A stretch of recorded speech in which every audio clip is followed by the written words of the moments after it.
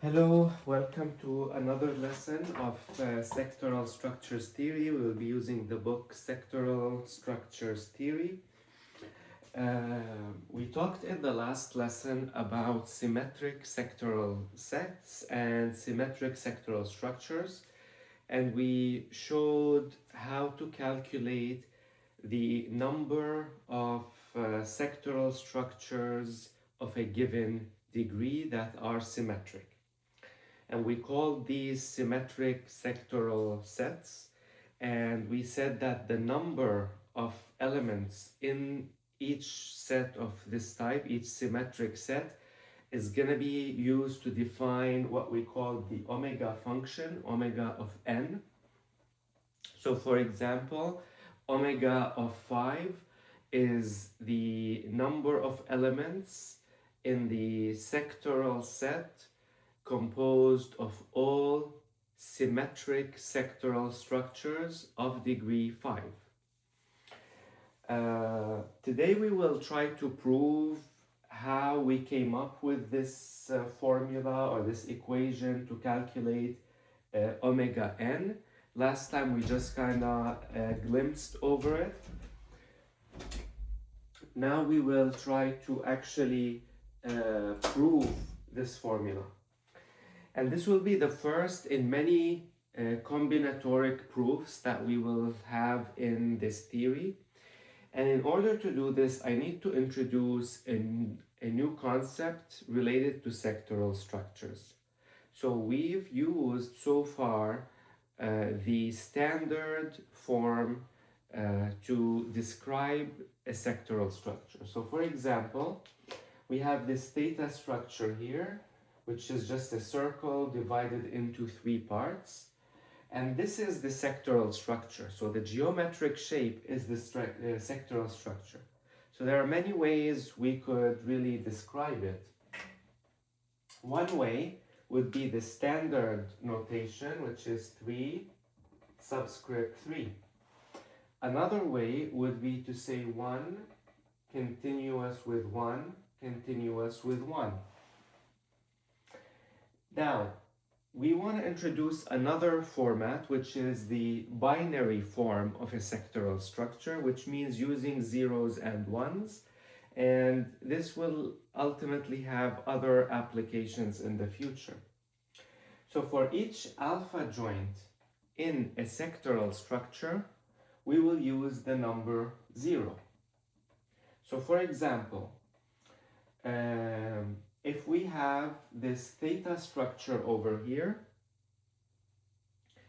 which is really the 2 subscript 2 in standard form, or we can write it as 1 continuous with 1. If I want to write it in binary form, what I will do is I will count these alpha joints, even though this one has 2, but we're really going to consider this as our starting point and we're not going to count it. So we're going to treat this like a delta joint, and we're going to go around and we're going to get an alpha joint, and then we'll go back here, and again we're going to treat this in this case like a delta joint.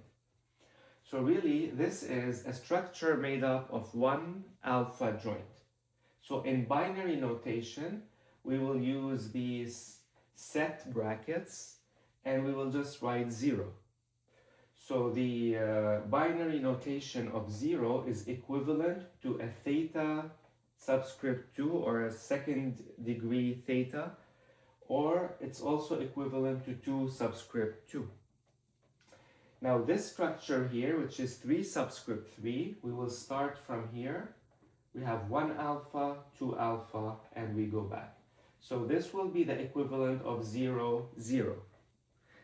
So this is interesting because now we can use binary form to indicate these structures. And if we continue this pattern, we will notice that for a theta structure of degree n, its binary form will be a string of zeros, and their total number will be n minus 1. So if this is theta 10, then it will be a string of 10 zeros. Next, we're going to go to the xi structures. So for each beta joint, let's write beta here. So for each beta joint, we will use the number 1. So if we have this structure 1 squared subscript 1, which is really made up of only one beta joint, we will write this as a string made up of the number 1. And this is equivalent to xi2. Now let's look at xi3, which is 1 cubed subscript 3. In binary form, this will be 1, 1. And overall, the structure xi(n), which is the equivalent of 1 to the power of n subscript n, in binary form, this will be a string of 1s, and their total number will be n minus 1. So what do we notice? We notice that the total number of zeros and ones is always going to be one number less than the degree of the sectoral structure. So if I have a sectoral structure of degree 100, then it will be made up of a string of 99 zeros and ones. Let's look at slightly more advanced structures. So we have the sectoral structure 2, 1, subscript 3.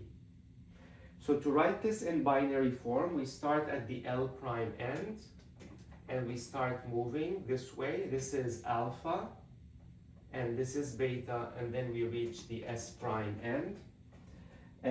So this is equal to alpha and beta. Alpha is a 0, beta is a 1, so this will be 0, 1. Now, we will use the notation B of an to indicate that we're converting from standard form to binary form. So B of 2, 1 subscript 3 is equal to 0, 1. And we can use commas here, but I find it easier not to use commas in binary form. Let's look at this structure, 1, 2, 1 subscript 4. This is equal to beta, alpha, beta, so this is 1, 0, 1. Notice that this is a symmetric sectoral structure. So if I read it from the L prime to the S prime, or from the S prime to the L prime, we're going to get the same binary sequence, which is 1, 0, 1. We're going to use this property to do our first combinatoric proof using the binary notation. So let AN be a symmetric sectoral structure. This is how we indicate a symmetric sectoral structure. We say that AN plus is equivalent to AN minus, and consequently B, which is the binary of AN plus, is the same as the binary of AN minus. Now let's begin by looking at degree, for example. Let's look at degree 4 or degree 5 structures. So a degree 5 structure, for example, let's look at this structure here. 1, 3, 1 subscript 5. This is a degree 5 structure, and also it is symmetric. How do we convert this to binary? In other words, how many joints, how many alpha and beta joints does this structure have? We have a beta joint here, we have a beta joint here, and then the 3 contains 2 alpha joints. So in binary, this would be, and we're going to use the set brackets, this will be 1, 0, 0, 1. Again, we have 4, the string has a length of 4. So a degree 5 structure gives us a length 4 string. So it's always 1 less than the degree of the structure. Let's look at an example of this length 4 string here. If I want to have a set of, or a structure of degree 5, then if I'm gonna draw it here as a linear string, then we start at the L prime to the S prime, and in between we have 4 joints. Each of them can be either an alpha or a beta. So far this is given. If I want it to be symmetric, then if I draw a line of symmetry here between the second and third joint, then whatever pattern I have on the right side must be identical, or a reflection actually, of the pattern on the left side. So if this is a 0, or if this is an alpha, this should be an alpha. If this is a beta, this should be a beta. So how many degree 4 structures are there which are symmetric? Let's begin here. We're gonna say we have, for this joint, we have 2 options. Let's go to binary. It's gonna be a 0 or a 1. And whatever this choice is, it must be the same here because it's symmetric. So this one is confined by this one.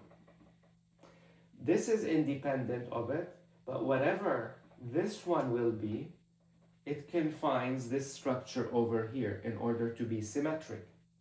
So really, I only have 2 choices to make. These 2 are going to be reflections of them. So here we have either a 0 or a 1, so this gives us 2 choices. And here it's going to be either a 0 or a 1, so it gives us 2 choices. So therefore 2 times 2 is 4. So we have 4 choices for this case, which is correct for degree 5 structures. Now if we want a more general way to think of it, we're going to define n will be the degree of the structure, x will be the total number of joints, which is just n minus 1. X is the number of joints, or if it's the length of the 0, 1 string, then n is going to be 1 greater than x. Now I'm going to define 2 functions, f of x, which is a function of x here, which is the number of joints, and f of x is going to define all the number of symmetric strings. Now we're also going to define omega of n, which is the number of symmetric sectoral structures. These 2 functions are supposed to really represent the same thing. Omega of n is going to describe the symmetric sectoral structures, and f of x will describe the symmetric strings. Now let's begin with this example, or something similar to this. So x is going to be even. In other words, the line of symmetry will be between 2 joints. Therefore, we're going to say f of x is equal to 2 to the power of half of x, because half of these joints are going to be just reflections. So half of x, so 2 to the power of x over 2. In other words, if I want to convert this to n, we're going to replace x by n, and we're going to say that this is equal to 2 to the power of n minus 1 over 2. Notice though the distinction that even though when when x is even, n will be odd. So this describes even x, but it also describes odd n. So omega of n, because we're subtracting 1, omega of n will be equal to 2 to the power of n minus 1 over 2 when n is odd. And this is what we found last time. Now, what about when n is even?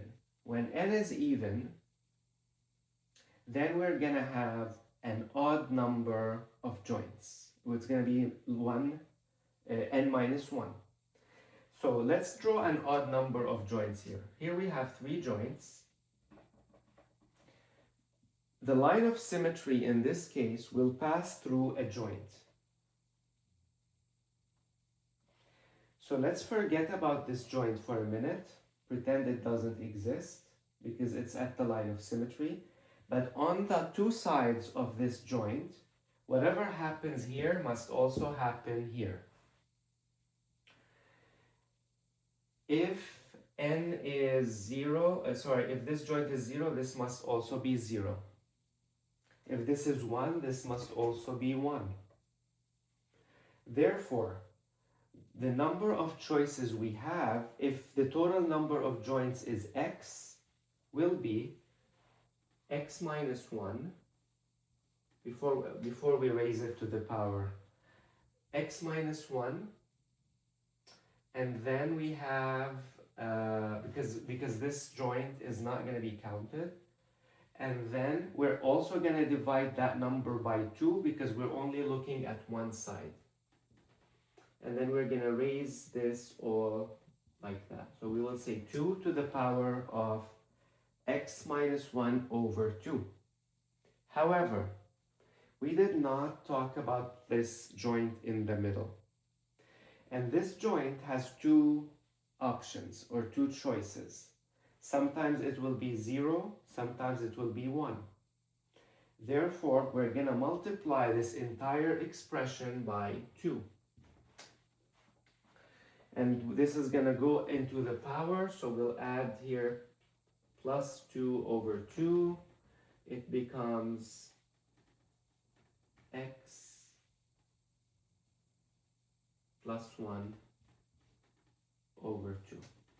So 2 to the power of x plus 1 over 2. Now let's substitute n instead of x. So this will be n minus 1 plus 1 will give us n. So 2 to the power of n over 2. So it's simplified really nicely. Now we said this only applies when x is odd. In other words, when n is even. So when n is even, omega of n will be 2 to the power of n over 2. So overall, the formula becomes as we see here, which is what we saw in the last lesson.